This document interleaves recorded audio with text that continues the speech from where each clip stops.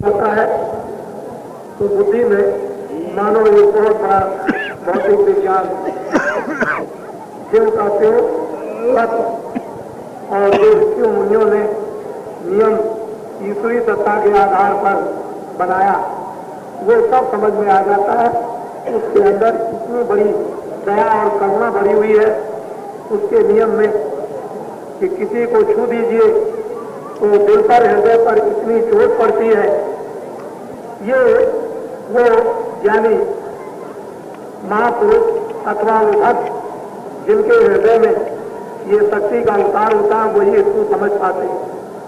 तो हम लोग इस समय पर अपनी इंद्रियों के नियंत्रण में काम क्रोध विधियों के बढ़ने में जरा सा भी कहीं किसी भी स्थान पर कोई ऐसा आधार नहीं पाते हैं जिस प्रकार की हमको शिक्षा मिले समाज में, परिवार में, देश में या किसी ऐसे स्थान पर और जहाँ पर सत्य का निराकरण 24 घंटे हो।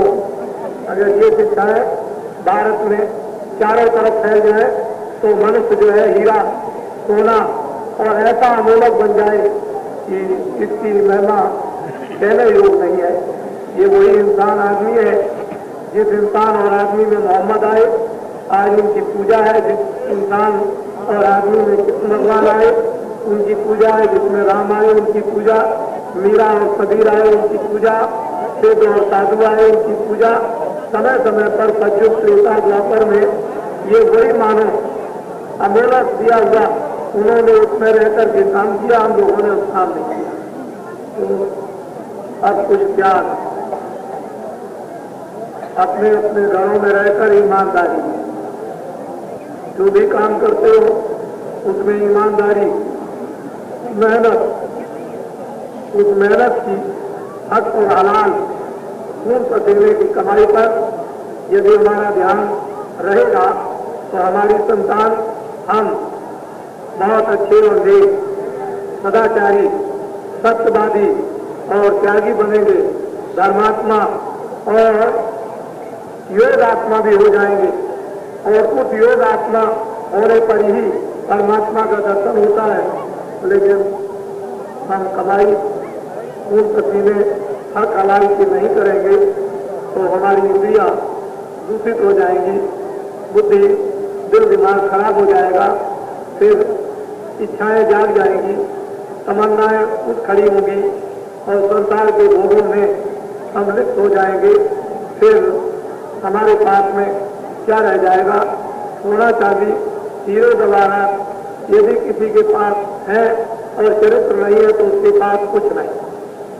चरित्र नाम की एक बहुत बड़ी चीज मनुष्यों में, इंसानों में छुपी हुई है और वो जो फकीर और महात्माओं ने ली तो क्या चीज उन्होंने प्राप्त कर ली। आज भारत में हम लोग उनके नाम पे नमन करते हैं, प्रणाम करते हैं, उनको याद करते हैं, वो धर्म कर्म की बात शांति के लिए सुनने लगते हैं, सोचते हैं कि संसार क्या है। वास्तव में ये कुछ नहीं है, मनो शरीर एक किराए का मकान है, थोड़े दिन के लिए आपको मिल गया है। इसमें आप बाजार में सब सामान, मकान, सोना चांदी, बच्चे, बाल बराज पार इसको अच्छा समझो, लेकिन ये कुछ नहीं।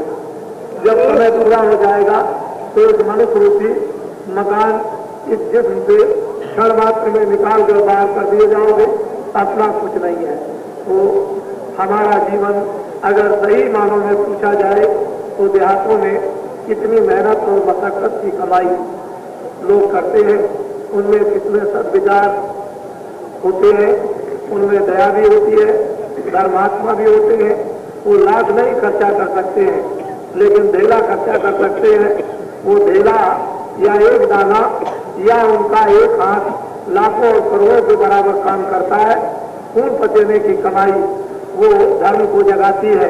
जो जंगलों में सो रहा, जब तक खून पसीने की कमाई से आह्वान करके धर्म को नहीं जगाया जाएगा तब तक ये धर्म काम कुछ नहीं कर सकता है। जब जब समय आया तो उन महापुरुषों ने, उन महान आत्माओं ने हमेशा आह्वान करके इनके द्वारा खड़ा कर दिया और धर्म को जलाकर प्रवेश कर दिया। धर्म की स्थापना, कर्म की स्थापना सत्य की स्थापना, प्रेम की स्थापना, दया की स्थापना और साथ ही साथ में मानव स्थापना, आध्यात्मिक स्थापना बहुत दिनों तक, सदियों तक लोग उनके चिन्हों पर चलते रहे, आराम और आनंद उठाते रहे। फिर जब कभी नए नए मनुष्य इंसान पैदा हुए, फिर रास्ता भूल गए। जब खराब समय आ गया, मनुष्य बर्बाद हो गए, इंसान खराब हो गए, बद हो गए, बुरे काम करने लगे, कुकर्म करने लगे, कोई फिर आ गया और फिर उसने समय के अनुकूल एक आवाज लगाई, लोगों को रास्ता दिखाया और प्रेम दिया और सत्य बताया। अंदर में जीवात्मा को और उस शक्ति को जगाया जिसके साथ जीवात्मा को जोड़ा। लोगों ने उस शक्ति को प्राप्त किया, उनको मुक्ति भी मिली, उनको मोक्ष भी मिली और उन्होंने मरने से पहले ये सब कुछ देखा। इसलिए हम आप सभी लोगों से अनुरोध और प्रार्थना करते हैं कि कुछ बाहर की बातों को थोड़ा समझने की कोशिश करें। शराब मत, साड़ी मत पिए, मांस मछली अंडा मत खाएं, ये सब दूषित चीजें शरीर को बर्बाद, बुद्धि को भ्रष्ट, मन को चलायमान, इंद्रियां चलायमान, आंख खराब हो जाएगी, कान खराब हो जाएंगे, जिब्या खराब हो जाएगी, आपका रोम रोम और जर्रा जर्रा आपका गंदा और दूषित हो जाएगा। तो बतलाओ किस अंग से आप प्रभु का चिंतन, देवी देवता का चिंतन, सूरज चांद का चिंतन या अन्न, आप जल वायु अग्नि का कैसे चिंतन कर सकते हैं जब आपके औजार ही गंदे हो गए, रोम रोम ही आपका गंदा हो गया। तो आप इन दूषित वस्तुओं का आहार करना आप त्याग दें। शुद्ध सात्विक आहार जिससे कि बीमारी भी जाए। ये जो भारत में बीमारियां फैली वो यही कारण है कि 30 वर्षों के पहले न इतने अस्पताल, न इतने डॉक्टर, न इतनी दवाएं, न इतनी बीमारियां, न इतने मर्ज, और अब इतने मर्ज, इतने अस्पताल, इतनी दवाइयां, इतने फैक्ट्रियां और इतने ये जिसका कोई इंतजार नहीं और बीमारी जाने की कोई बात नहीं, सिवाय बीमारी चारों तरफ से चली आ रही। लाइलाज सारे इंसान, सारे मनुष्य हो गए, लेकिन अभी तक लोगों ने ये पता नहीं लगाया कि ये बीमारियां तरह तरह की भिन्न भिन्न की जिसका नाम भी नहीं सुना था, ये कहां से आने लगी। इस तरह की घटनाओं में ये मनुष्य अपने आहारों में चारों तरफ से इंद्रियों के सुख के लिए फंस गया और बीमारी को उसने बुलाया। हमारे देश में लोग सात्विक आहार करते थे, अनाज है, फल है, दूध है, घी है, मक्खन है, हृष्ट पुष्ट रहते थे। 30 साल के पहले इतनी बीमारियां नहीं थी और बड़े ताकतवर आदमी थे। अब तो लोगों में ताकत क्या है ये तो आप समझते हो। ताकत तो सिर्फ झूठ बोलने या कुदृष्टि से देखने या बुरे शब्दों को सुनने में या धोखाधड़ी करने में, इसमें ताकत को आपने खर्च कर दिया। परिणाम उसका ये हो गया कि हम बिगड़े, बच्चे बिगड़े, स्त्री बिगड़ी, माँ बाप बिगड़े, घर का, देश का, समाज, मोहल्ले का, गांव ये बिगड़ गए। सारा रास्ते इस तरह का ये हो गया। अब सहारा तड़प है, लोगों में एक प्यास है, एक भूख है, गंगा के उस पार मिले, उस पार मिले, कहीं भी मिले, हर आदमी भागने की चेष्टा में, कुछ लेने की चेष्टा में, कुछ देखने की चेष्टा में, कुछ सुनने की चेष्टा में लगा हुआ है। क्या चीज चाहता है उसकी खो गई इस बाजार में, उसकी ये सोच कर रहा है, तलाश करता है जहां इसको मिलेगी। इसको कोई नहीं रोक सकता है। ये तो बांध टूट गया, चाहे जितना झूठ बोलो, धोखा दो, तमाम मतलब ये झूठे प्रचार करो, प्रोपेगेंडा करो, तमाम सबूते और खुर्रे उड़ाओ, लेकिन बांध टूट गया। इनको एक खोज हो गई, एक तलाश हो गई, एक प्यास लग गई और जब तक इनको वो पानी नहीं मिलेगा तब तक ये भाग खड़े होंगे और कोई साथी संगी साथ नहीं देगा। ये तो समय आपको बताएगा। तो हम आपसे अनुरोध करते हैं कि अध्यात्मवाद है, ये सनातन ऋषियों मुनियों की संपत्ति है, कोई मेरी नहीं है, जो अनादिकाल की है। भगवान ने पहले से ही जन्मजात का अधिकार देकर भारत में आपको भी भेजा और उन ऋषियों मुनियों को भी भेजा कि जाओ सबकी संपत्ति है उसको बांट देना, सबको अवसर मौका समय सबको देना, उस संपत्ति के लूटने का। जो रख सकता है वो रख लेगा, जो नहीं रख सकता है वो फिर वापस उसी जगह पहुंच जाएगी जहां से बटेगी। इसलिए समय समय की बात, उसका इंतजार सबने किया, हम भी कर रहे, इसी इंतजारी में हम भी घूम रहे और आप भी इसी इंतजारी में घूम रहे हैं। समय का इंतजार राम ने, समय से राम ने काम किया, समय से कृष्ण ने काम किया, समय से अन्य लोगों ने काम किया। उसी की इंतजारी में बाल भी थे, उसी इंतजारी में फूल भी थे और आप भी उसी इंतजारी में और हम भी उसी इंतजारी में। हम सब लोगों को अपना पुरातन सनातन मार्ग, सनातन अपना प्रेम, सनातन शांति, सनातन मानव चरित्र, सनातन अपनी आत्मा को मोक्ष और मुक्ति में जो महात्माओं ने तरीका उपाय जो बताया उसको आज ग्रहण करो, और अगर नहीं करते हो तो उसको देखो लोग कैसे पतंगों की तरह से टूटते हैं। न कोई देवी समझती है कि मैं देवी हूं, न कोई बच्चा समझता है कि मैं छोटा हूं, और न कोई बुढ़ा समझता है कि मैं बूढ़ा हूं। वो तो पतंगों की तरह से एकदम टूट रहे। पतंगों को जैसे ही रोशनी दिखाई देगी, अंधेरे में बैठे उसके ऊपर में एकदम निछावर हो जाएंगे और अपनी हस्ती को खो देंगे उस रोशनी में। इसी तरह से ये जीवात्माएं, जब इनको वो चीज मिलेगी, इनको कुछ नहीं होश रहता, कोई ज्ञान नहीं रहता।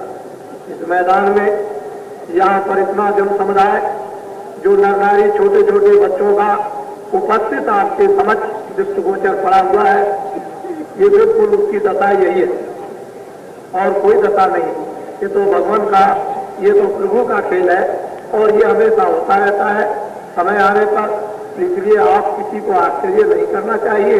आपको तो भगवान की दया लूटनी चाहिए, उसकी मेहरबानी जो हो रही है उसको लेना चाहिए। हम लोग उसकी मेहरबानी, दया दृष्टि, मेहर की नजर उस खुदा भगवान की नहीं लेते हैं, हिंदू मुसलमान ईसाई, तो फिर वो क्या करें? वो तो आपको हकूक और अधिकार है, तो आप भी कम से कम अपने अधिकारों हकूकों से काम ले और जिस आलात और जिस आनंद के लिए ये जिस्म आपको मिला है उसको लेकर के जाए। खाली हाथ मत जाए, खाली आप आए हो कुछ लेकर नहीं आए। कम से कम ऐसा बर्तन भर लो कि भरा हुआ तो चला जाए, लेकिन उस खजाने को जो दैविक दौलत है, संपत्ति है ईश्वरीय, उसको आप अपने हृदय में, अपने दिल पर भरें। और वो ऐसा खजाना है कि यहाँ से खुशी खुशी जो फकीर और महात्माएं हंसते हुए गए। मैं आपको एक फकीरों की छोटी सी कहानी बता दूं, उसको आप ध्यान में रखेंगे। एक राजा, एक बादशाह हिंदुस्तान में राज करते थे। उनको इतनी हविस, इतना लोभ उनको था कि सारे हिंदुस्तान में अपने अधिकारियों को हुक्म दे दिया कि जितनी भी दौलत उसको सब घरों से निकाल कर मेरे खजाने में ले आओ। एक एक पैसा ढूंढ ढूंढ करके निकाला गया और सारे देश की संपत्ति को बादशाह के खजाने में पहुंचा। बादशाह ने सोचा कि अब ये कैसे जाना जाए कि सबके यहां से निकल आई। उसने अपने राज में ढंडोरा पीटा कि जिस किसी के पास एक पैसा निकलेगा, बादशाह की लड़की के साथ उसकी शादी होगी। एक ब्राह्मण का लड़का हुआ, उसका पिता तो समाप्त हो गया। मां के पास गया कि मां, ये तो मैं जानता हूं कि हिंदुस्तान में सब कुछ सबके घरों से एक एक पैसा बादशाह ने निकाल करके अपने खजाने में रख लिया, लेकिन हमको एक पैसा चाहिए।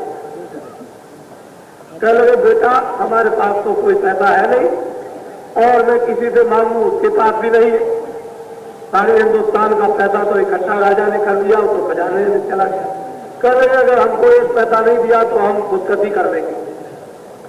मैंने सोचा एक बच्चा है, ये भी चला जाएगा, तो मैं तो विवाह हो गई, मेरा तो पति मर गया, शिक्षा होगा, कौन हमारी देख रेख करेगा। बहुत सोचने समझने लगी, तो उसे अपनी पुरानी बात बहुत दिन की याद आ गई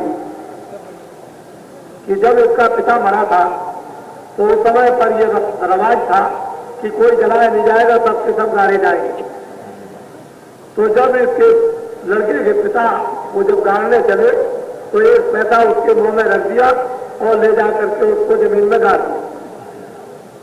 उसको याद आ गया मां को, तो उसने कहा बेटा एक काम करो कि मैं तुमको बता दूं, तुम चले जाओ कब्रिस्तान में, वहां तुम्हारा पिता दफनाया गया, उसके मुंह में एक पैसा रख दिया, हो सकता है कि वो पैसा मिल जाए।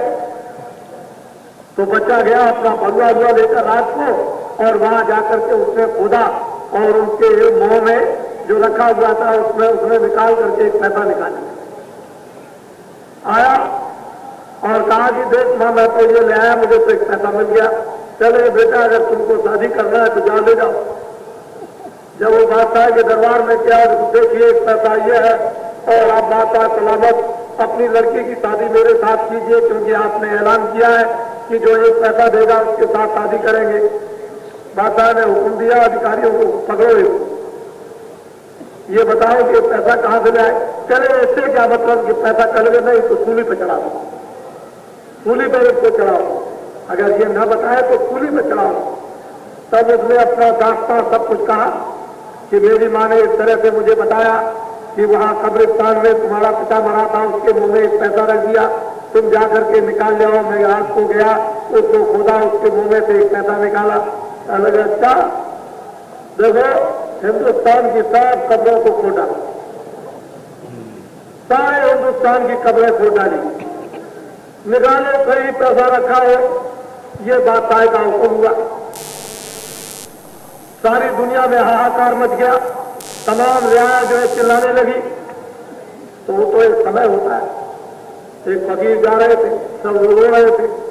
लोगों ने कहा अरे फकीर अब आपके सिवा हमारी कौन सुनेगा। चले क्या है, कह लगे कि सारा धन बादशाह ने अपने खजाने में रख लिया, हम लोगों के साथ क्या। अच्छा अच्छा कह लगे अच्छा तो मैं देखता हूं, हमको 2-4 दिन का मौका दो, बादशाह की कई सवारी जाने की। इस शहर से उस शहर में बड़ा इंतजाम हुआ। तो फकीर साहब चले गए आगे और उधर से आ रहे थे, इधर से सवारी जा रही थी। फकीर साहब हंसते हुए बड़ा हंसते हुए चले जा रहे थे। लोग जानते थे कि ये फकीर है। उन्होंने कपड़ा लिया और तमाम कंकड़ उठाना शुरू कर दिया, झोली में डाले और बड़ा हंसे और कंकड़ों को फेंक दे और फिर कंकड़ उठाए जमीन के और झोली में डाले और बहुत क्या क्या मार करके हंसे। सामने जब बादशाह आया तो देखा उन्होंने कहा अरे फकीर क्यों हंसते हो। अरे भाई ये क्या है, कह लगे कि ये हीरे है। तो ये उठाया, फेंक दिया, फिर उठाया। अरे कह लगे फकीर ये तो कंकड़ है, नहीं ये हीरे है, मेरी इनसे मोहब्बत है, प्यार है, उनको मैं छोड़ नहीं सकता हूं। जब मैं मरूंगा तो इन हीरों को अपने साथ ले जाऊंगा। अरे फकीर तुम क्यों फकीर हुए हो, तुमको इतना भी इल्म नहीं है कि कोई मरता है तो कुछ साथ ले जाता है, ये तो कहलाना था। फकीरों को तो यही चोट मारनी है और उनको क्या करना है, मौके से निशाना मारते उसी में शिकार हो जाता। फिर उन्होंने फेंक दिया और फिर बटोरे और हंसने लगे, हाँ जब मैं मरूंगा तब उनको साथ ले जाऊंगा। अरे मूर्ख नादान फकीर, अरे तू मरेगा तो इनको साथ ले जाएगा, तू बेकार फकीर हुआ। अरे कह लगे बादशाह सलामत, सारी रियाया की संपत्ति को तुमने इकट्ठा करके अपने खजाने में जमा कर लिया है और जब तुम मरोगे तो उसको सबको ले जाओगे, तो ये फकीर के हीरे भी साथ जाएंगे। साथ से उसका चैन खुल गया, बुद्धि खुल गई और उसी समय उसको ज्ञान हो गया, मार दिया निशाना। फकीर तो निशाने के लिए आते और क्या करें, बड़े बड़े लोगों को बदल दिया। बस वो उतरा अपने हाथी से नीचे और फकीर के कदमों में सीधा किया और हुक्म दे दिया अपने अधिकारियों को, खोल दो खजाना, सारा खजाने का धन आया तो बांटो, मैं कुछ नहीं ले जाऊंगा। कितनी बड़ी मेरी बेअक्ली थी, यह अज्ञानता थी कि मैं सोच रहा था कि यह धन मैं अपने साथ ले जाऊंगा और ये तो बात कुछ और निकली। बस फिर क्या हुआ, थोड़े दिनों में अपनी राजगद्दी छोड़ दी, बात छोड़ दी और फकीर के साथ हो गए और फिर वो अपना काम, अपनी रूह का, रूहानियत का करने लगे। फकीर की नजर, फकीर की कृपा मेहरबानी और बादशाह को भी, उसकी रूह को भी पार कर दिया और खुदा के पास पहुंचा दिया। तो ये तो समय होता है, समय होता है हर चीज का। नर नारी बच्चे बच्चियों तो कुछ लेकर नहीं जाएंगे, जिस काम के लिए है वो काम का नाम करो, आत्मा को जगाओ, जिसलिए ये मनुष्य शरीर मिला है पार करने के लिए। कितने जन्म और युगों से जीवात्मा का जन्म मरण, इससे निकाला कुत्ते बिल्ली चूहे में, चूहे कुत्ते बिल्ली से निकाला सांप बिच्छू गोजर में, सांप बिच्छू गोजर से निकाला परिंदों में, परिंदों से निकाला कीड़े मकोड़ों में, कीड़े मकोड़ों से निकाला नरकों में। इस जीवात्माओं की क्या दुर्गत और दुर्दशा होती है, ये आपको तो इसका ज्ञान नहीं है। इसलिए मानव तन अमूलक है, हीरे जवाहरातों से ये नहीं मिलता, राजपाट से ये नहीं मिलता। ये तो बड़ी बड़ी तपस्या करने के बाद सतयुग का, त्रेता का, द्वापर का और फिर 5000 कलयुग कभी भी हुआ होगा, उन सब का पुण्य आज उदय हो गया, जो आपको ये मनुष्य शरीर मिल गया है। मनुष्य शरीर ऐसे नहीं मिलता, साधन धाम मोचकर द्वारा संपन्न साधनों का धाम। जीवात्मा उसी दरवाजे पर बैठी है कि ऊपर देखो तो भगवान का फाटक खुल जाए और नीचे देखो तो अज्ञान और नरक और 84 चले जाओ। दोनों तरफ का रास्ता तुम्हारे पास खुला हुआ है, उधर जाना चाहते हो तो उस स्थिति में, उन लोगों में, उन देशों में तुम चले जाओ और उधर नहीं जाना चाहते हो तो इस धूप में, इस अंधकार और अज्ञान में उधर चले जाइए। इधर का रास्ता खोल रखा है, उधर तो आपको मालूम है ही नहीं। यह है साधन धाम क्षेत्र। आप अपनी जीवात्मा पर रहें, कृपा दया करें। ये बेचारी लाचार और बेबस है, इंद्रियों के जालों में, मन में, भोगों में लग करके इसकी शक्ति को छीड़ कर दिया है। महापुरुषों से मदद सहयोग लेकर और जल्दी से जल्दी इसको जरा सा अपनी शक्ति को समेटे और अंदर वाली आंख उससे देखे तो आंख का पर्दा खुल जाएगा, हट जाएगा। दिव्य नेत्र ज्ञान चक्षु, ये रोशनी सूरज की और ये रोशनी बत्ती की और ये रोशनी सितारों की और ये चंद्रमा की रोशनी प्रकाश कुछ नहीं है। वो तो राम नाम रूपी मणि और नूर जो चमकता है वो तो कहने में नहीं आ सकता, उसके लिए जमा बंद हो जाती है, इशारा भी नहीं होता है। ऐसी उस खुदा की खिलकत और भगवान की वो लीला जो उन देशों में और ब्रह्मांडों में हो रही है, उसका सबका रास्ता यहीं से जाता है। और ये जो आप नर नारी बच्चे बच्चियों को देख रहे हैं, ये कुछ पार है, इनको कुछ मिल रहा। इन्होंने बरसात को बरसात नहीं समझा, जाड़े को जाड़ा नहीं समझा, मैदान रेती को रेती नहीं समझा, गंगा तट पर आकर के पड़े हुए हैं।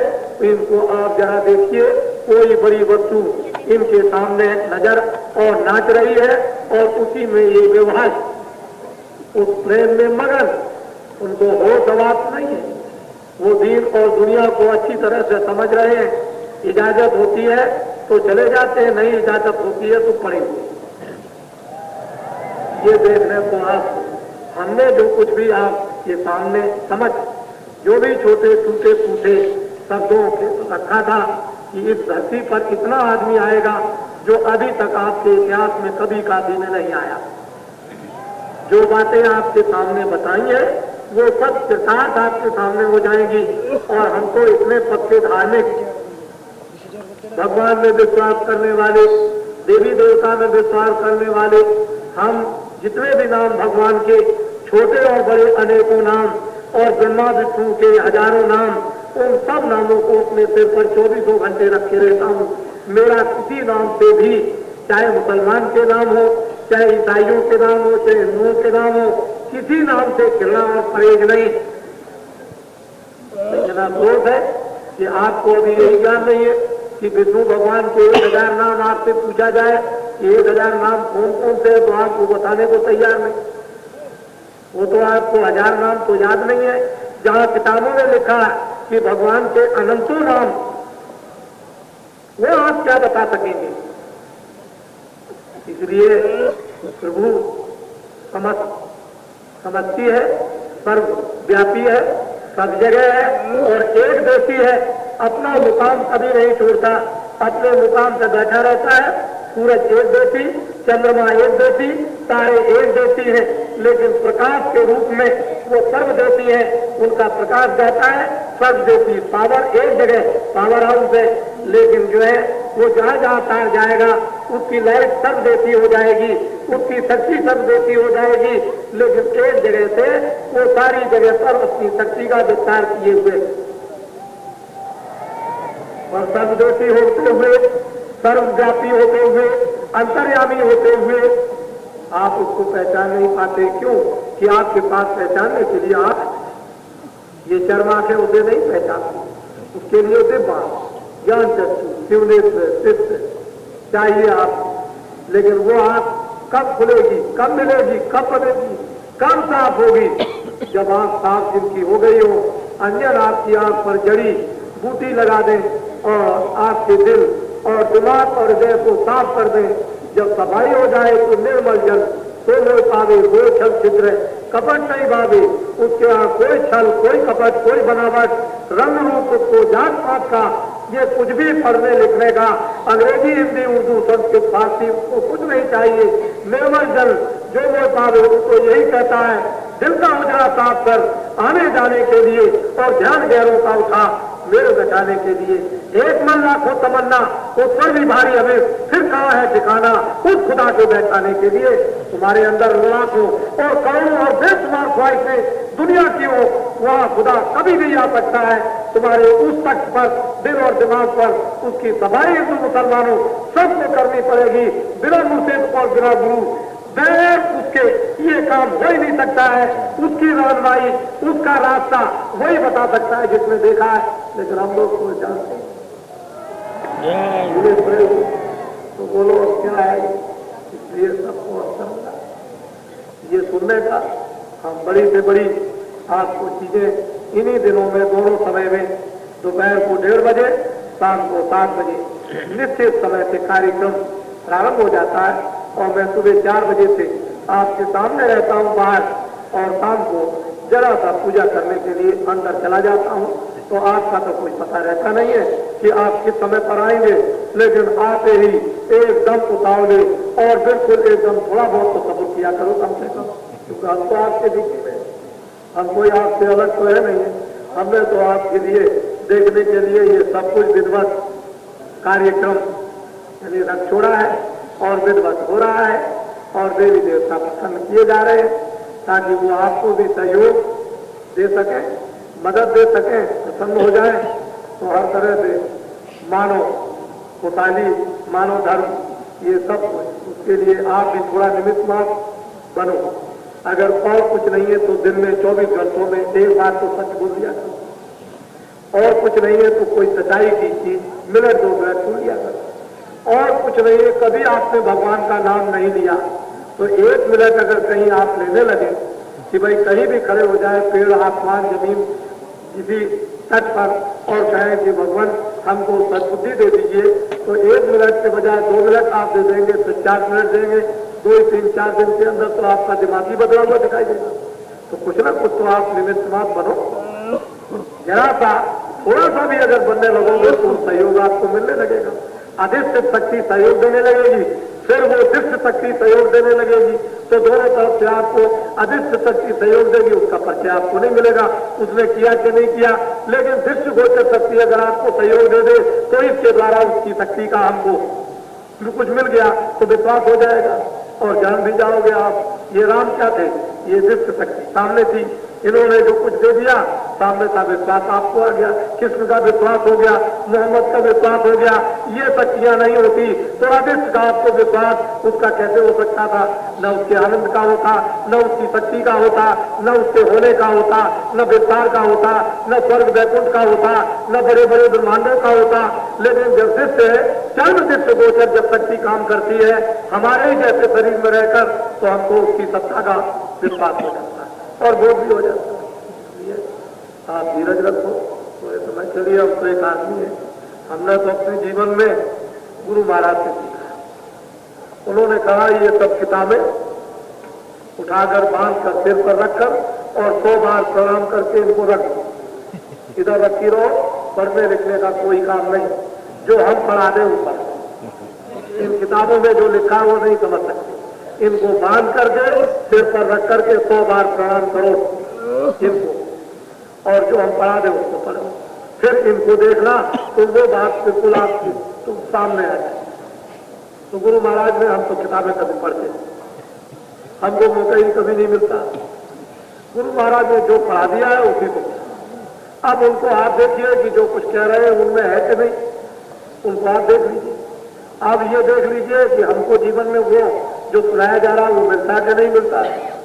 तो यहाँ पर 11 दिन तो शंकर जी की तरफ से, बम भोले की तरफ से मुक्ति बट रही है, उनका तो दरवाजा खुल गया, लेकिन आप जबरदस्ती मुंह बंद किए हुए हो, उसमें जाने नहीं देते। तो हमारा और उनका दोस्त क्या, उन्होंने तो खोल दिया। 11 ही दिन खुला रहेगा, उनकी तरफ से तो फिर बंद हो जाएगा। अब आप ले या न ले, 15 फरवरी से 25 फरवरी तक 11 दिन तक तो उनका मुक्ति का बांटने का दरवाजा खुला रहेगा, और जब 11 दिन पूरे हो जाएंगे तो उनका दरवाजा शिवरात्रि के उस पूर्ण आहुति के दिन समाप्त बंद कर दिया जाएगा। वो पट है, वो बंद हो जाएगा। और वो कैसे बंद हो जाएगा कि 11 दिन जो लूटेगा उस मुक्ति को, वो तो आप समझ लो जब उधर जाएगा तो आप ये जानते हो, आपको तो कुछ मालूम नहीं कि उधर और उधर क्या हो रहा है, उसका कारखाना क्या है, ये तो कुछ नहीं। इसलिए आप कम से कम 11 दिन तो आपको मुक्ति, अरे इधर नहीं उधर नहीं तो बमोले की तो लूटनी चाहिए। और वो काफी में इस समय पर नहीं है, वो गंगा के पार। ये मैं आपको विश्वास दिलाता हूं। जिस तरह से भी विश्वास आप करना चाहें, उन्होंने स्वप्न दिया है कि मुझे निकालो, मैं यहाँ पर बिल्कुल संग आ गया, और इधर आओ, जो सज्जों के आने का जो ढरूरा पीता है वो इधर मैं भी उसमें सम्मिलित रहूंगा। सारी भक्त मंडली को सुना दो कि मैं गंगा रेती पर 11 दिन रहूंगा। अब इसके बाद कहाँ जाएंगे ये मैं कहने को तैयार हूं। उस पार जाएंगे या नहीं जाएंगे वो तो एक दफे निकल आए बड़ी मुश्किल से, और इस सब भक्त मंडली ने आह्वान किया, स्वप्न हुआ, इसको सुनाया। ये सारे प्रदेशों के यहाँ पर आए हुए हर भरे वेशभूषा में आपको यहाँ पर दिखाई देंगे। इतना बड़ा जन समुदाय जो आपके सामने उपस्थित है, तो मैं उसके संबंध में यही कि 11 दिन तो लूटिए अच्छी तरह से। ये आपके उधर में रुद्र, उधर में लक्ष्मी, उधर में 9 ग्रह, और उधर में और बीच में राम साकेत, वो उधर में। तो ये हो रहा है, और जितने भी 64 कुंड है, 64 काती के आकर के रोज उसमें भाग ले सकते हैं। काफी बातियों के लिए तो बीच का, और हम लोगों के लिए क्योंकि वो तो वेद है, काफी बाती विद्वानों की नगरी, वेदों का तो बस, और हम लोगों का लगेज, हम लोगों का बाहर, हम बाहर से रहेंगे अपना। बाहर से तो हम लोगों का ये बैठे हुए हैं, और अंदर में वेद। अब आप समझे ना, लेकिन 2 चीजें होती है, वेद एक नवेद। वेद एक ऐसा कहा करते हैं, वेद एक और हम ये कुछ भी जानते हैं, पानी आनी, जाना आना, ये भी दो चीजें उसके साथ जुड़ी होती हैं। उसकी एक सहायक क्रिया होती है, बगैर सहायक क्रिया के किसी चीज का बोध नहीं होता। गंगा खंगा समझ लीजिए आप, इसका उठना बैठना, सहायक क्रिया उसके साथ जरूर होगी। तो वेद है बीच में और ये बाहर से लबेद लोगों का, उसको आपको बैठने दीजिए, हम भी कुछ कर देंगे। उसमें बड़े बड़े भूत वो भी बोल रहे हैं इस समय पर, वो भी कह रहे हैं कि मेरी भी योनि छुड़ा दीजिए। इस मैदान में कम से कम 3-4 हजार रात को भूत मुझे मिले इन दिनों में। वो कहते हैं कि मेरी भी योनि छुड़ा दीजिए, मैं तुम वहां आओ, वहीं पर बैठो, उत्तर दिशा में आकर के बैठ जाओ और वेद मंत्रों को विधिवत सुनो, तो तुम्हारा भी काम बनेगा। क्यों कि अगर तुम भी बैठ जाओगे तो 11 दिन यानी मुक्ति बच रही है बम भोले की, तो तुम्हारा भी काम बन जाएगा। क्योंकि जो भी यहाँ रहेंगे उनके लिए मुक्ति बच रही है, तो तुम्हारा भी काम होगा। तो ये हम तो छोटे एक आदमी है, एक इंसान है, आप हमारे ऊपर तो दया करते रहना, कृपा करते रहना। ये बात फिर दोबारा सुन ले कि 31 मार्च कत्ती के हम समय तक बाबा जी के फॉलोअर हिंदुस्तान में 10 करोड़ नरनारी हो जाएंगे। 31 मार्च कत्ती के हम समय तक 10 करोड़ और माँ बाप के साथ में 4 बच्चे तो 20 करोड़। ये अब गिनती आपको मैं गिना दूं, माँ बाप के 4 बच्चे 10 करोड़, तो माँ बाप मिलाकर, और माँ बाप के साथ 4 बच्चे तो 20 करोड़ ये, और 10 करोड़ माँ बाप 30 करोड़। और भारत की आबादी इस समय पर 65 करोड़ की है, तो बचे कितना? 35 करोड़, एक के ऊपर एक। ये धर्म का अनुष्ठान, ये धर्म की स्थापना, ये धर्म का काम, ये सत्य का काम, ईश्वर के अस्तित्व का, ये भारत में जो होने जा रहा, ऐसे युग में जिसमें अपनी पत्नी पर भी विश्वास नहीं, अपने बच्चे पर भी पिता को विश्वास नहीं, अपने रिश्तेदारों पर भी विश्वास नहीं, गैरों पर क्या विश्वास हो सकता है, उसको समझ लीजिए। और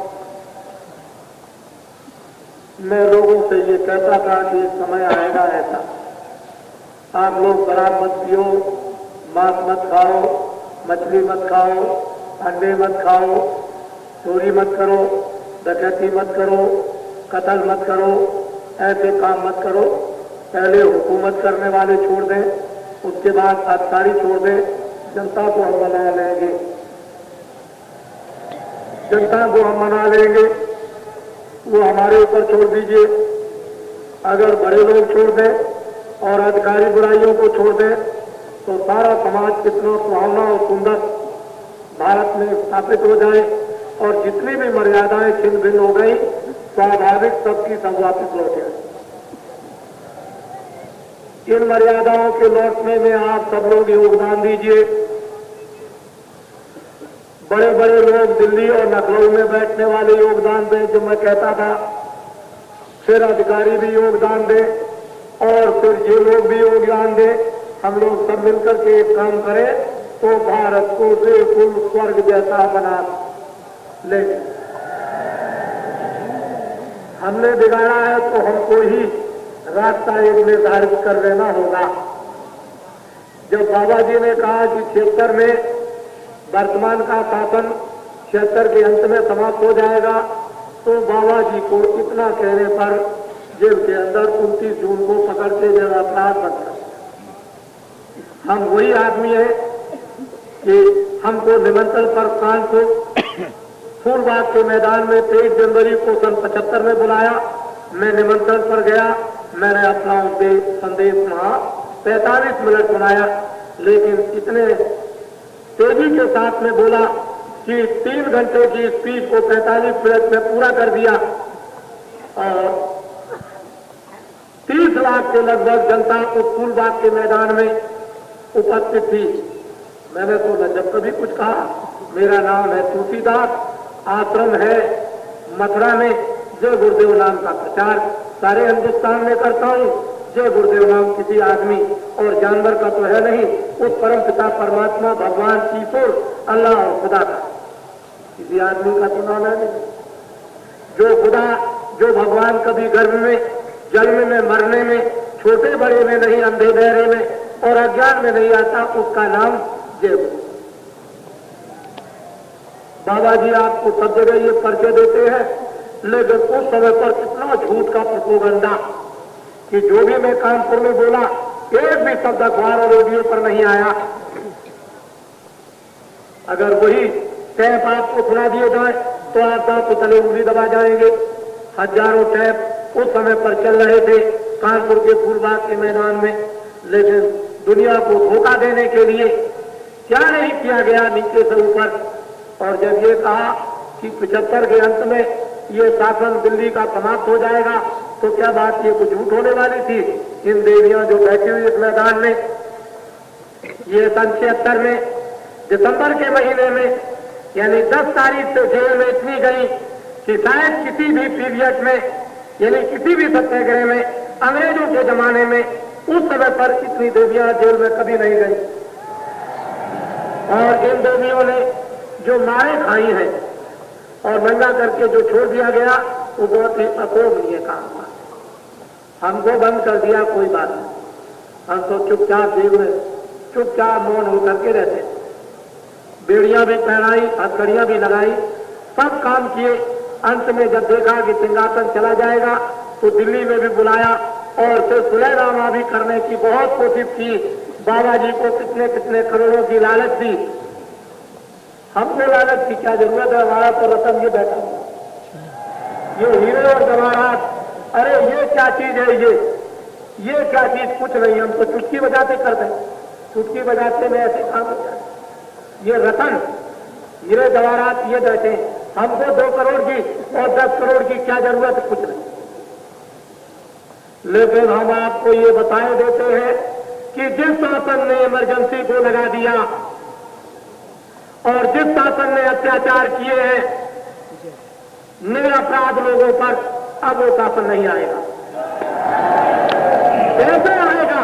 10 करोड़ तो हमारे रहेंगे और 4 बच्चे 20 करोड़, ये 30 करोड़ आदमी तो मेरा रहेगा। शासन कौन कर सकेगा? ये दिमाग में तो कम से कम आप सोचिए।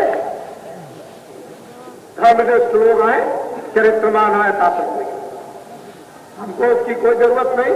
प्रजा सुखी रहे, अनुशासन में रहे और प्रजा को न्याय मिले और फिर प्रजा के साथ और क्या चाहिए, उसे तो रक्षा और न्याय चाहिए। रक्षा मिले, उसको न्याय मिले, उसको अनुशासन मिले, राज का उसको राज करने वालों का प्यार मिले, ये प्रजा चाहती है। और प्रजा तो कुछ नहीं चाहती। प्रजा तो दिन में काम करती है, शाम को बच्चों की सेवा करती है। ये तो भगवान को याद करना चाहती है। ये तो ये चाहती है कि मेरा आत्म कल्याण हो। और प्रजा कुछ नहीं चाहती है शासन कोई करो, तुम ऐसे बनो कि ऐसे वीर बनो, धर्मात्मा बनो, चरित्रवान बनो, प्रजा को न्याय दो, प्रजा को प्यार दो और फिर इसकी रक्षा करो। तो धरती भी फले और आसमान भी फले और पेड़ भी फले और वायु भी फले और फिर क्या बादल भी काम करे, अग्नि भी काम करे, सारी धरती सोना उगलने। ऐसा काम क्यों नहीं करना? वो इरादे छोड़ दीजिए, तो मैं सब आपको बता दूंगा। ये तो शिव जी का ही स्वप्न, मेरा कुछ नहीं है। हम तो जो कुछ बोल देंगे, जो हमसे कह देंगे, वो सामने हम आपके रख देंगे। उसमें भी कुछ इधर उधर होने वाला नहीं। इसलिए आप हमारे ऊपर कृपा दृष्टि करते रहे। हम अगर किसी का अपमान करें तो आप आइए, किसी का भी कोई आओ, हिंदू आओ, मुसलमान आओ, कोई भी आओ, हम अपमान करें, हम तो सबकी इज्जत करते हैं। हमको तो ये पढ़ाया गया, ये बताया गया है कि इज्जत करना, प्यार करना, देना। यहाँ कितने लोग आते हैं, बहुत कुछ समझने के लिए आते हैं, लेकिन जब जाते हैं तो कहते हैं हमको इतना प्यार से मिले, हमसे तो पूछते कि तुम मुसलमान हो, तुम एक रंगीन धोती पहने हो, तुम सफेद पहने हो। हमने तो कभी किसी से पूछा नहीं, न उनकी देवियों से पूछा, लेकिन यह कि आप प्यार और मोहब्बत उनसे खुद पूछ लो। इस मैदान में तो कभी चले आ रहे। इसलिए ये जन समुदाय भारत में एक नमीन, एक आपके सामने जो भावनाओं का एक स्रोत इस समय पर जो जरा सा खुला है, ये चला जाएगा अपनी जगह पर आ जाएगा। भारत में धर्म की स्थापना होगी, सज्जनों की, अच्छे व्यक्तियों की मानता और अच्छा होगी, और धीरे धीरे बुरे लोग अपनी बुराइयों को छोड़ देंगे, क्योंकि उसका एक समय है छोड़ने का। हम तो आह्वान बराबर कर रहे और ये बता दिया है कि हिंदुस्तान के चारों तरफ के देश छोटे छोटे टूट करके भारत में मिल जाए। भारत एक विशाल देश, थोड़े दिनों के बाद में सारे विश्व का भारत गुरु बन जाएगा। भारत में राष्ट्रभाषा हिंदी, संस्कृत हो जाएगी और भारत इतना सिरमौर हो जाएगा कि मैं आपको उसके बारे में क्या बताऊं।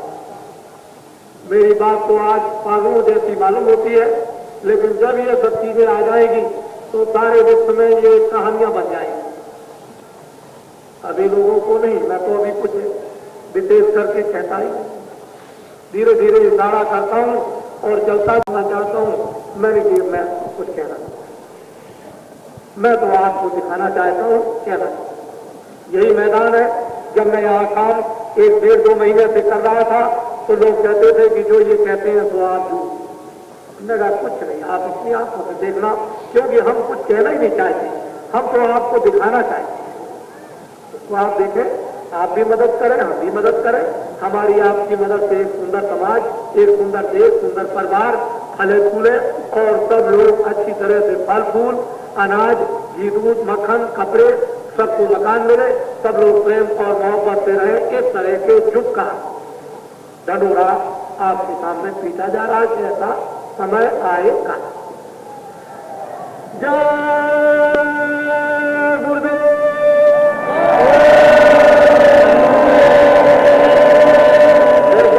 बच्चियों इतना जोर से बोलो कि उसके दरवाजे तक इतनी जोर से आवाज जाए। ठहर जाओ जरा, आप लोग इधर देखिएगा। देखिए ये सब कुछ हो रहा, ये हमारे विद्वान है, उसको आपके सामने आ ही जाएंगे जो आए हुए हैं। अब तो सब कुछ आपके सामने हो रहा है, तो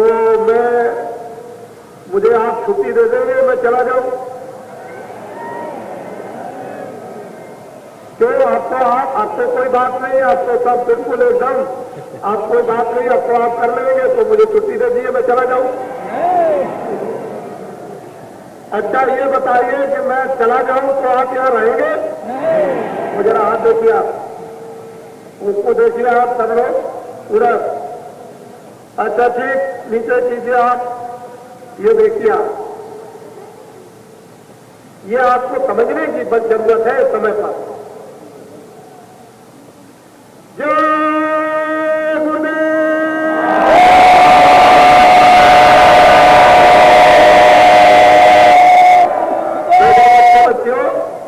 जो आप सब लोग हो, जो हमारे थोड़े बहुत नियम के,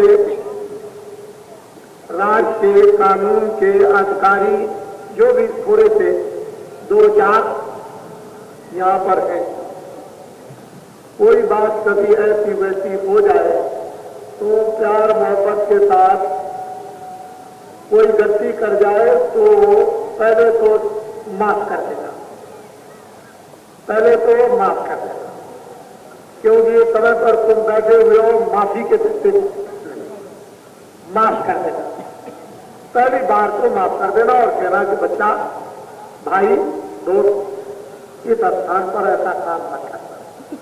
और अगर नहीं माने तो आप उनको दे देना, कह देना कि देखिए नियम व्यवस्था में बाधा होती है तो मैं आपको दे देता हूं, तो जो दो चार है उनको आप देख, ताकि विधिवत आलाप के साथ में सब काम ठीक हो जाए। और वो भी आज नहीं, अगर कोई गलती करके जाएंगे भी तो वो अभी थोड़े ही दिन के बाद पछताएंगे और फिर मुझसे खुद कहेंगे, क्योंकि आप में भी तो ऐसे बहुत से बैठे हैं जो आपने करके फिर गलती की माफी मांगी और फिर यहाँ आकर के अब फिर कहने लगे हमको भजन का रास्ता बता दीजिए, हम भजन करेंगे। तो उन्हीं में से तो आप हो, कोई दूसरे नहीं हो। तो पहले आप अपनी तरफ देखो कि मैंने क्या क्या गलती की और फिर किस तरह से माफी मांगी और फिर किस तरह से भजन में लगा और किस तरह से हमारा दिल बदल गया। तो ऐसा ही उनको भी समझे, भूले हुए हैं, नहीं जानते हैं, पहले आप भी भूले थे। जब आप अपनी तरफ देखोगे तो फट दूसरे को पहचानो। तो क्षमा करना ये काम है। थोड़ा बहुत कोई पैसा है इधर उधर चला जाए तो कोई बात नहीं है, ये तो गांठ का जाता है। तो कुछ तुमने लिया दिया होगा, किसी का इधर उधर से कुछ चला जाए तो गंगा जी के किनारे कोई परवाह नहीं। तुम फिक्र मत करो, घबराने की जरूरत नहीं है। हम जब तुम चाहोगे कि 100 रुपए 200 रुपए हमारे चले गए, 50 रुपए चले गए, तो हम मेघों से और देवताओं से प्रार्थना करेंगे कि उसके खेत में पानी बरसा दीजिए ताकि ट्यूबवेल बिजली का पैसा बचे। भगवान के हजार देने से होते, तुमको अभी कुछ पता नहीं, 1000 लाख हाथ उसके होते, न मालूम किस तरह से दे दे। इसलिए सब बातें विचार, और हमने ये भी समझा दिया। अभी जो गांव में अपने अपने तय करके आए ना, ढूंढ ढूंढ करके, जहां लड़के लड़की को गांव में तय किया है और आपने ये सोचा है कि मैं तो काशी में जाकर के फिर शादी बच्चे बच्ची की करूंगा, तो तय तो आपने गांव पर कर लिया, लेकिन आपने इसको शुभ समझा कि उस समय पर इतना बड़ा कार्यक्रम होगा धर्म का और काशी विश्वनाथ बोले रहेंगे और इतना बड़ा सज्जुग आगमन और वहां पर नर नारी भक्त और विद्वान वहां पर रहेंगे, तो उन्हीं के समक्ष ये पानी ग्रहण पति पत्नी का हो जाएगा।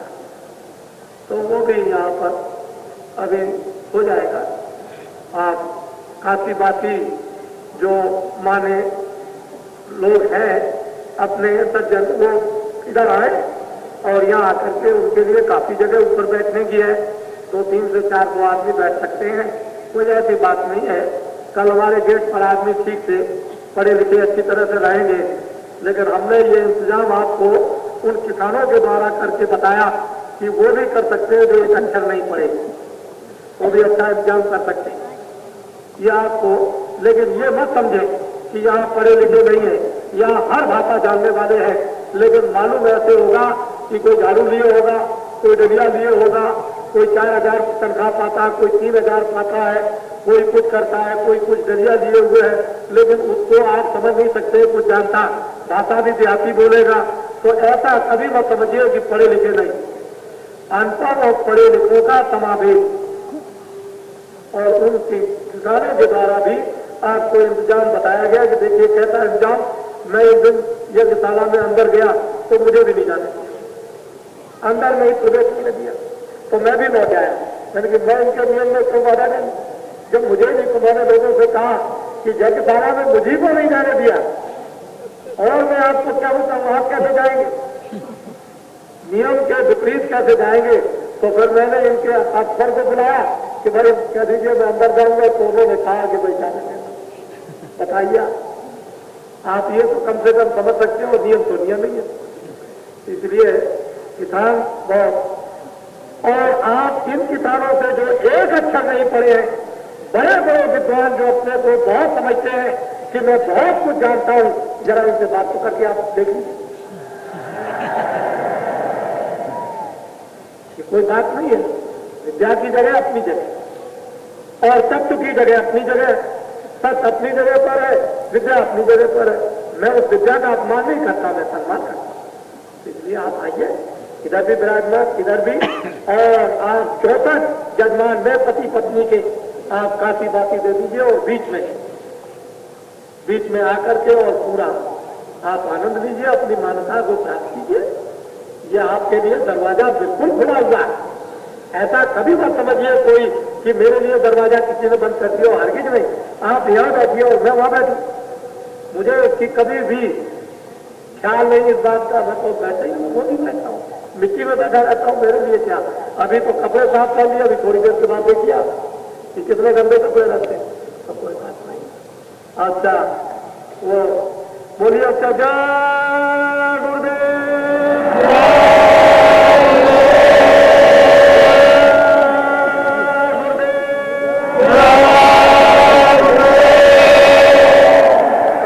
काशी बासी विद्वान यहाँ पर सबके सब उपस्थित रहेंगे, उनकी पूरी फोटो दिन में भी रहे और रात्रि को भी। तो फोटो इतिहास भी दे दें, इसका भी तो इतिहास बनेगा। सब लोग अपने अपनी फोटो को भी दे देंगे और यहाँ पर उपस्थित रहेंगे, दोनों रात्रि को और दिन को भी।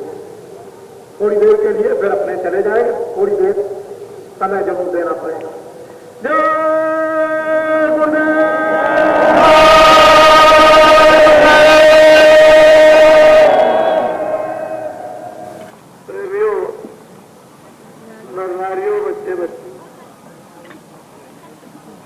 गाँववासियों, शहरवासियों और प्रांतवासियों, ये आपको मालूम होना चाहिए कि ये सृष्टि का आधार कर्मों पर है। ये सारी सृष्टि कर्मों पर टिकी। जिस दिन कर्म हमारे समाप्त हो जाएंगे उसी दिन यहाँ से रवाना। जो कुछ भी दुख सुख और संताप, अनेक प्रकार के कष्ट, घर, समाज, देश, ये सब कर्मों पर आधारित है। जब जैसे कर्म मनुष्यों के होते हैं वैसा ही वातावरण, परिवार, समाज और देश का बनता है।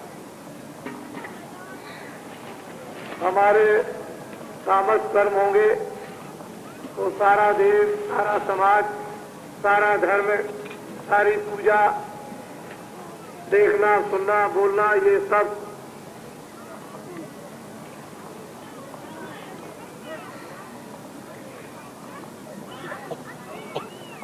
कर्मों पर है।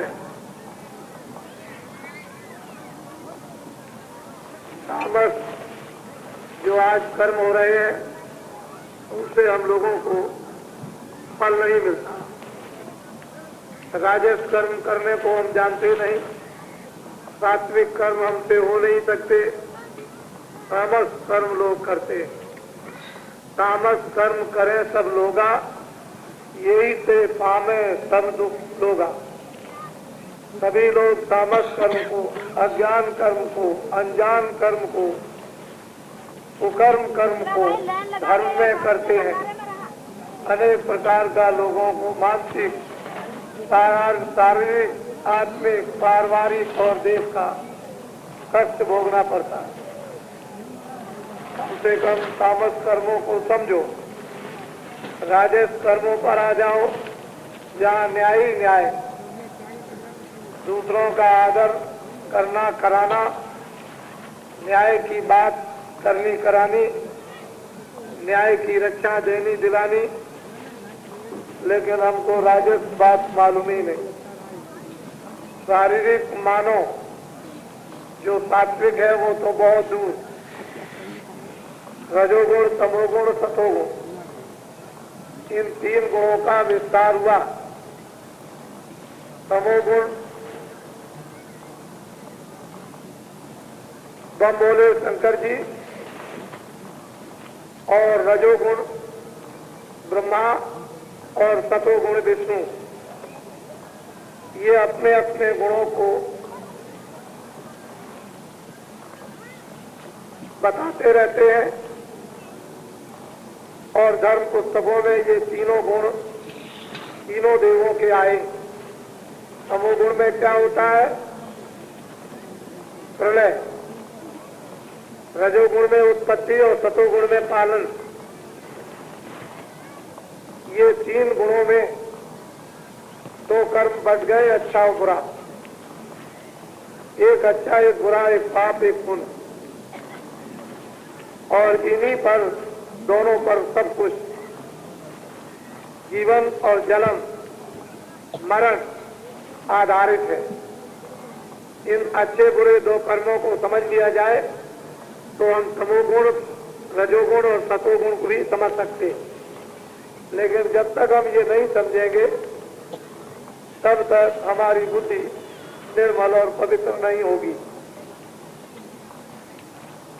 सत्संगियों को, प्रेमियों को जो उस प्रभु की तरफ साधन, उपासना, ध्यान करते हैं, उनको हमेशा ये चौकीदारी करनी पड़ती है। उनको ये निरख परख करनी पड़ती है कि कितना हमें तामस और कितना हमें राजस और कितना हमें सतोगुण, इन तीनों गुणों का परित्याग अंत में कर देना पड़ता है। लेकिन मानो जो तमोगुण, रजोगुण, सतोगुण है, उसे मानो में उतार लेना और समझ लेना चाहिए। और ऊपर के जो सतोगुण है वो अलग।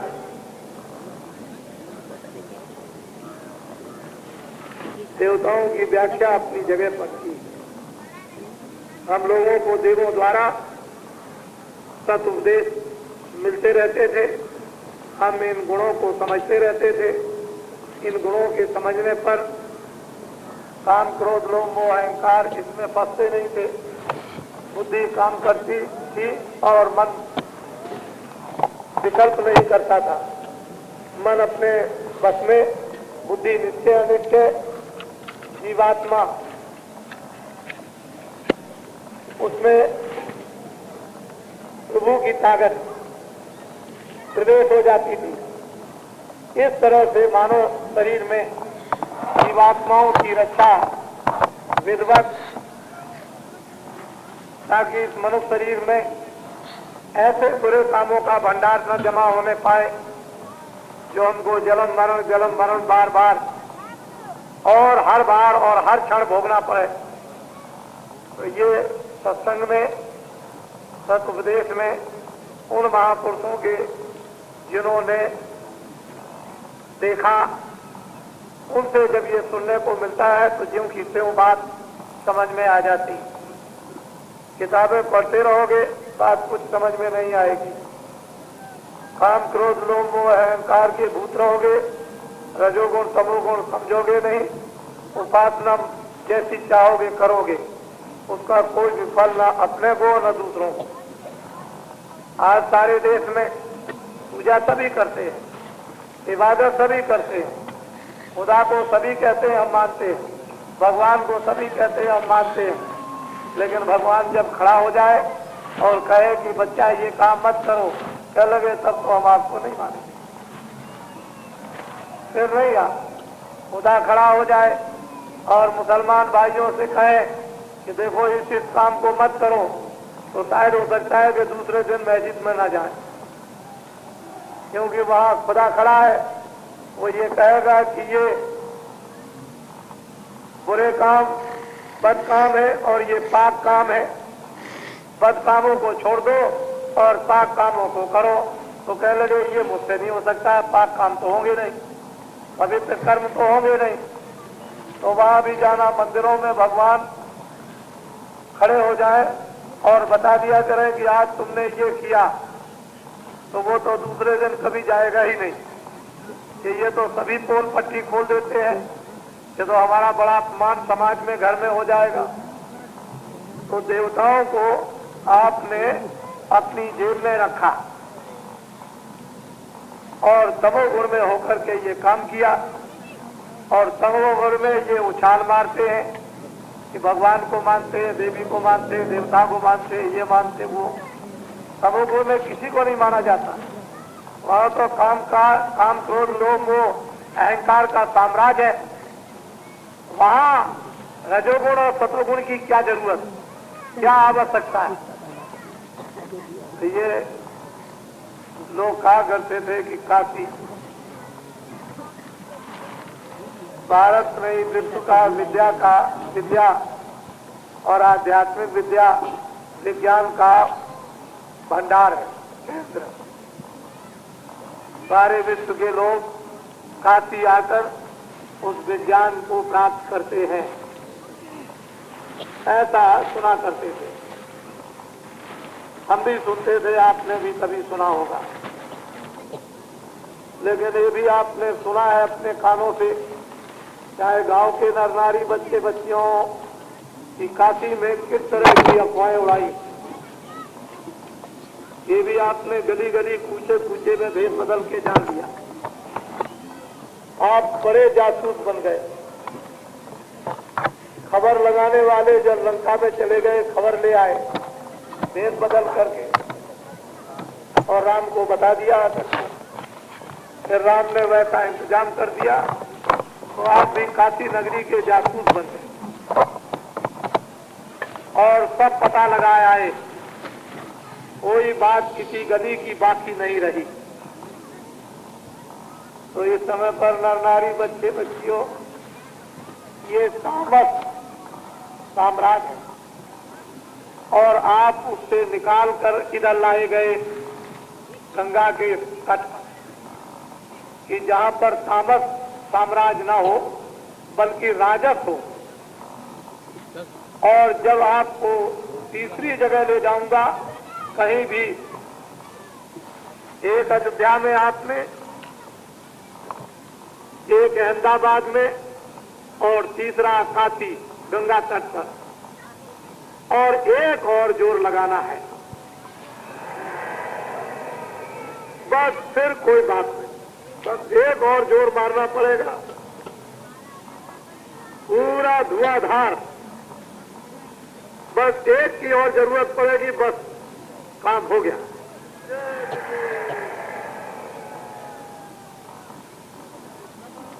तो ये सबने अनुभव किया कि ये दुनिया कितनी चक्कर की है, कितना धोखेबाज, कितना बाउंडर फैलाने वाली, कि अपनी आंखों से सत्य चीज को भी देखें, उस पर भी पर्दा डाल दिया जाए। इसको कहते हैं दुनिया, इसको कहते हैं तामस साम्राज्य और पूर्ण अज्ञानता का, यानी उसमें कोई कमी नहीं, न कोई आंख की, न कोई कान की और न कोई बुद्धि की। पूर्ण पशुवत साम्राज्य तामस। उस पशु को ये बोध नहीं होता है कि इसके लग जाएगा सींग और मार दो, उसके पेट में घुस जाए, कोई चिंता नहीं। ऐसा छाया हुआ। जब तामस साम्राज्य छाया हो तो धर्म कहाँ है? धर्म का तो वहां नाम निशान नहीं है। धर्म को तो हड़का करके और जंगलों में पहाड़ों में खदेड़ दिया, वो तो उधर चला गया। तो मैं अभी कुछ ही महीने पहले जब प्रेमियों को ये कहा कि 11-11 प्रेमियों की टोलियां बना लो, इसकी जरूरत पड़ेगी। और वो टोलियां जब आपने बनाई तो आपने यहाँ उसकी जरूरत कुछ देखी। इस मैदान में कुछ आवश्यकता देखी। 11-11 आदमियों की टोलियां, इन टोलियों का बड़ा रहस्य है। मैंने भी अभी आपको नहीं समझाया और आपने भी नहीं समझा। सिर्फ इतना ही बताया कि आपको तो 11-11 की टोली बना लेना और 11 के 11 उस टोली में सब सरदार, उनमें छोटा बड़ा एक भी नहीं,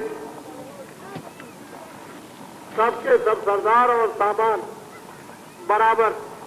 एक चला जाए तो दूसरा, दूसरा चला जाए तो तीसरा, अगर संसार से ही चला जाए तो फौरन एक भर्ती कर लो, तो बिल्कुल उसकी पूर्ति हो जाए 11 की। 11 का कोई ऐसा है 10 नहीं किया, 9 नहीं किया, 5 नहीं किया, 11 बताए आपको। और ये भेद अभी नहीं बताऊंगा। 11-11 की आप टोलियां बना लें। अभी समय है आपके लिए। जो मेहनत मशक्कत, जो शरीर से खून पसीना बहाकर जहाँ गांव पर रहते हो वहाँ जो किया है आपने, वो हम सब और भगवान सब कुछ देख रहा है।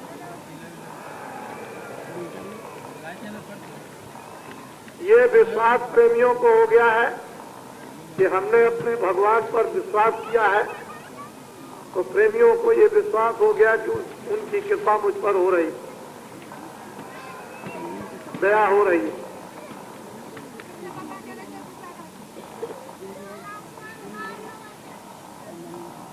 जीवन की हर चीज को समझ लेना,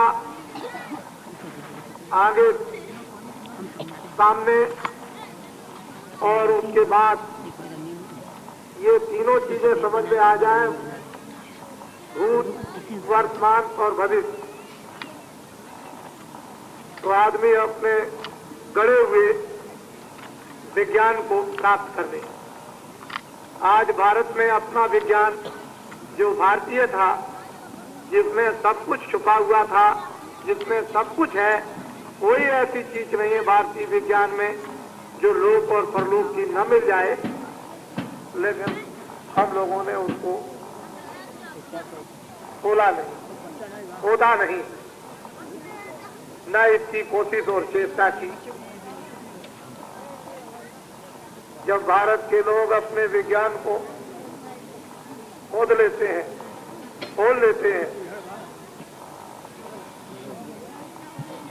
ये भारत का कण कण और उस कण का जर्रा जर्रा हमको वो नमता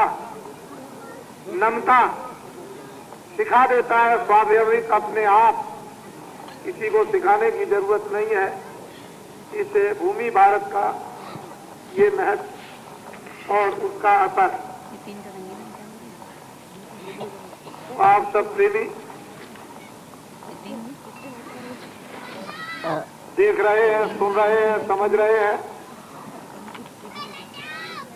और भारत धर्मपरायण देश है। इस भारत में जब जब धर्म की स्थापना हुई तो ग्वाल बालों को आगे कृष्ण ने ढकेल दिया, कोल भीलों को इनको ढकेल दिया, मोहम्मद ने जंगल के मुरीदों को ढकेल दिया, बौद्ध ने आगे ढकेला, ईसा मसीह ने आगे कर दिया, और बाबा जी ने तो आपको आगे करके दिखाई दिया। तो आप देख रहे हो, वो सुन रहे हो, वो उस वक्त और जमाने की चीजों को सुन रहे हैं, और वर्तमान में आप देख रहे हो।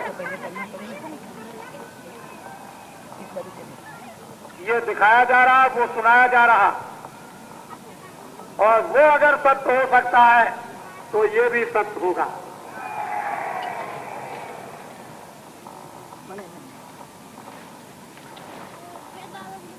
प्रेम प्रेम है। जो जो प्रेम में मतवाले भये सो पहुंचे उस घर। जो प्रेम में मस्ताने मतवाले, जिन्होंने भी प्रेम पी लिया वो अपने वापस घर को हो गए। ये परदेश है, अपना नहीं है। इसलिए कर्मों के 3 विभाजन, तमोगुण, रजोगुण, सतोगुण, और 2 उसके भाग कर दिए हैं, अच्छा बुरा। इसको समझने के लिए किताबें तो बहुत हैं, लेकिन उससे कुछ नहीं मिलता। मिल गया होता तो ये सब चीजें छूट जाती और अपनी जगह पर आध्यात्मिकता भारत में स्थापित हो जाती। तो धर्म की स्थापना आध्यात्मिकता उसी के द्वारा जगत में होती है। धर्म की स्थापना तमोगुण से नहीं, न रजोगुण से और न सतोगुण से। रजोगुण, तमोगुण, सतोगुण ये मानव को बनाने और बिगाड़ने की। अगर बनना चाहते हो मानव धर्म, तब तो सतोगुण में आ जाओ, लेकिन नहीं इसके उपरांत जाना चाहते हो तब तो आपको आध्यात्मिक धर्म लेना है। हम लोग नहीं समझ पाते हैं, इस कारण ये दशा है। रामायण, गीता, भागवत, वेदों, शास्त्रों की एक एक कड़ी, चौपाई, दोहा, श्लोक यदि ध्यान से उस पर मनन किया जाए तो ऋषियों, मुनियों, महात्माओं ने बड़े घोर कष्ट इंद्रिय दमन करने के, मन को भस्म करने के, ज्ञान को प्राप्त करने के लिए बहुत उठाए। और हम भी देखते हैं यही बात, कष्ट उठाना ही पड़ता है। तो ये कर्मों का खेल है यहाँ पर, और आपको उससे वदाती किया जा रहा। कर्म करो, लेकिन ऐसे कर्म करो जिससे बंधो नहीं। काम करो, सेवा बच्चों की करो, ये सब कुछ चीजें देखो, लेकिन ऐसी देखो इसमें फंसो मत, अपना मत समझो। हमेशा उदास बने रहो और इन चीजों से काम लेते रहो। कोई मुसाफिर आपके दरवाजे पर आ जाए, बहुत अच्छी अच्छी चीजें रात को ओढ़ने को मिले और खाने को, इसके माने ये तो नहीं है कि उसका घर है। वो समझता है कि मैं इनके दरवाजे पर आया, इन्होंने सेवा की, लेकिन घर मेरा नहीं, सुबह उठते ही जाना पड़ेगा। ऐसे ही अपने आप को समझना है कि यहाँ रहो, जब तक इस मकान में हो तब तक काम करो, देखो, काम लो, एक दूसरे के काम आओ, लेकिन हमेशा इस निशाने को बनाए रहो कि यहाँ रहना, यहाँ से जाना।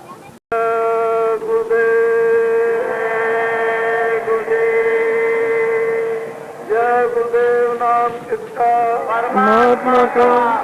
जय गुरुदेव नाम किसका? परमात्मा का।